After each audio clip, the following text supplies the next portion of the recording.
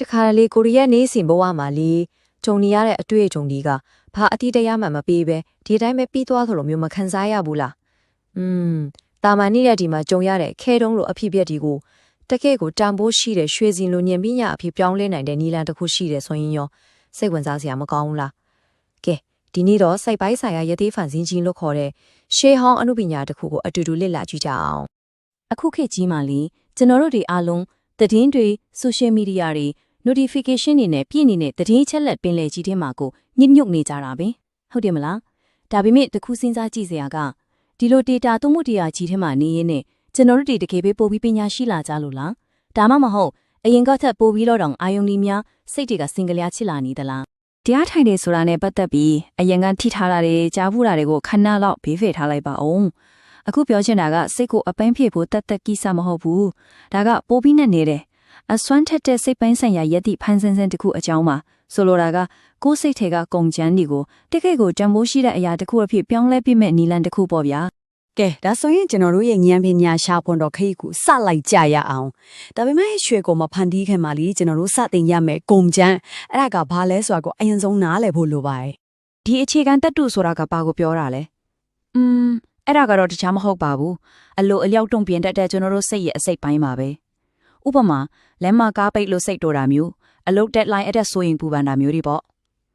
့ဒါတွေအားလုံးမှာကျွန်တော်တို့ရဲ့အတွင်းလောကထဲကမဖြူဖြင်ရသေးတဲ့ဂုဏ်ရမ်းတွေပါပဲကဲဒါကိုအနိကလေးတစ်ချက်လေးတာကြည့်ကြရအောင်ကိုယ်စိတ်ကိုခဏလောက်မြင်အောင်ကြည့်လိုက်ပါလာ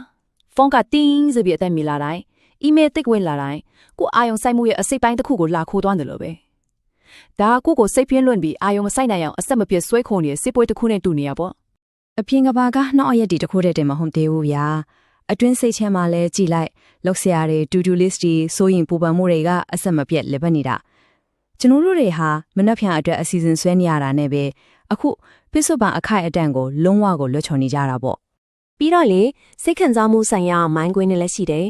မထင်မှတ်တဲ့စကားတခွန်းကြောင့်ဒေါသကဖြောင်းဆူပြီးထက်တောက်သွားနိုင်တယ်ဝမ်းနဲ့စရာအမတ်ရရလေးတခုကတနေ့တာလောင်ကိုအယောင်ဆိုးသွားစေနိုင်တယ်အဲ့ဒီလိုအလိုအလျောက်တုံ့ပြန်မှုတွေဒါတွေဟာအခြေခံတက်တူရဲ့အစစ်အမှန်ဆုံးပုံစံတွေပါပဲကဲကောင်းပြီကျွန်တော်တို့မှာအခုအခြေခံတက်တူတော့ရှိပြီပေါ့ဆိုတော့ဒီရတဲ့ဖန်ဆင်းခြင်းကိုဘယ်လိုစတယ်မလဲအခုမှမော်ဆန်ရပိုင်ကိုရောက်လာတာပါရိုးရှင်းလာပါတယ်ဆိုရယ်တရားထိုင်ခြင်းဆိုရယ်လုပ်ရက်လေကအရာအလုံးကိုပြောင်းလဲပေးမဲ့မိတော့တစ်ခုဘယ်လိုဖြစ်လာနိုင်တယ်လဲဆိုတာကိုစက်တီးလေးလာကြည့်ကြရအောင်ဒီနေရာမှာတခုတတိထားရမှာကဒါဟာစစ်ကိုဗလာဖျက်အောင်လုပ်တာတို့စမ်းကြဲတဲ့အခြေအနေတစ်ခုကိုရောက်အောင်လုပ်တာတို့လုံးဝမဟုတ်ပါဘူးเนาะအရန်ကိုရိုးရှင်းတဲ့အဆင့်30ပဲပါဝင်ပါတယ်ပထမဆုံးငင်းတမှုကိုရှာမယ်ပြီးရင်ထထဝန်တော့ကိုအားပြုမယ်နောက်ဆုံးမှာတော့ဘာမှမလုပ်ပဲဒီတိုင်းလေးပဲကြည့်နေလိုက်ရုံပါပဲဒါဟာထိန်ချုပ်ဖို့ကြိုးစားတာမဟုတ်ပဲစူးစမ်းလို့စိနဲ့လေးလာတာတသက်ပါပဲဒီမှာပဲလျှို့ဝှက်ချက်ပါဝင်ပစ္စည်းကလာပါပြီအဲ့ဒါကတော့တရားစီရင်ခြင်းမရှိပဲလေးလာရှုမဲ့ခြင်းပါပဲကိုစိတ်ရဲ့တီးပန်ပင်နာရှင်တယောက်လိုမျိုးစဉ်းစားကြည့်လိုက်ပါကိုအသွေးတွေကိုဒါကကောင်းတယ်ဒါကမကောင်းဘူးလို့ဝေဖန်နေမှာမဟုတ်ပဲကောင်းကင်ဘော်ကတိမ်တိုက်တွေဖြတ်တန်းသွားဘလို့မျိုးဒီတိုင်းလေးပဲလေးလာကြည့်ရှုနေတာပါအဲ့ဒီလိုရိုးရှင်းတဲ့အမြင်ပြောင်းလဲမှုလေးဒါရာလုံးရဲ့တော့ချက်ပါပဲတီးလာပါတဲ့အစိုးအမိတ်လေးကအရာအလုံးကိုအနစ်ချုပ်ပြောပြနေသလိုပါပဲကြည်လင်မှုဆိုတာအတင်းအကျပ်ဖန်တီးလို့ရတဲ့အရာမဟုတ်ဘူးလေကိုယ်စိတ်ရဲ့နောက်ကြည့်နေတဲ့ရေကိုကလိုက်မွေလေးပို့ပြီးလို့နောက်ကြည့်လေးပါပဲဒါပေမဲ့သူ့အလိုလိုညင်ရင်လေးနေခွေပေးလိုက်မယ်ဆိုရင်အနေအနစ်တီဟာတဘာဝအတိုင်းအနေတိုင်းသွားပြီးတော့ရေဟာကြည်လင်လာမှာပါဆိုတော့ဒီလိုနူးညံ့သိမ့်မွေ့နဲ့မီးတောက်လေးကိုကျွန်တော်တို့စိတ်ထဲမှာအမြဲတမ်းစစ်မွေးမှုထားတဲ့အခါဘာဖြစ်လာမလဲအသင်ပြောင်းလဲမှုကတော့တကယ်ကိုနှက်ဆိုင်ပါတယ်ကျွန်တော်တို့ဟာခဲတုံးဘွားကနေရွှေစင်ဘွားကိုတဖြည်းဖြည်းကူးပြောင်းသွားကြမှာပါဒါကိုအဆုံးဆုံးအဆင့်မြင့်တင်ခြင်း upgrade လုပ်ခြင်းလို့တော့ပြောလို့ရပါတယ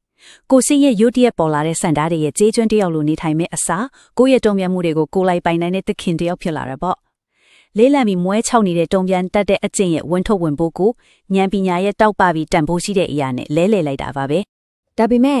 ့ဒီရွှေစင်ဆိုတာနေ့စဉ်ဘဝမှာတကယ်တမ်းဘလို့ပုံစံမျိုးနဲ့ရှိနေတာလဲဒါဟာလှပတဲ့အတွေးခေါ်တစ်ခုတက်ပဲမဟုတ်ပါဘူး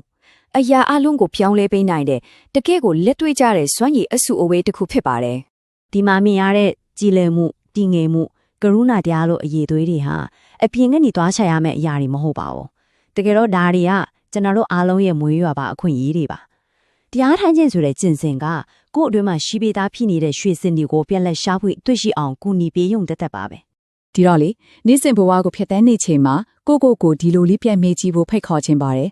အခုဒီအခိုက်အတန့်ရဲ့အခြေခံသက်ထုခတ်ဖာပါလေပြီးတော့ဒါကိုယသိဖန်ဆင်ခြင်းနီးနဲ့လေးနဲ့ဘလို့များပြုပြင်ပြောင်းလဲနိုင်မလဲဆိုပြီးတော့ပေါ့ရွှေစင်တွေကရှာဖွေတွေ့ရှိမဲ့သူကိုအသိစောင့်ကြိုနေပါတယ်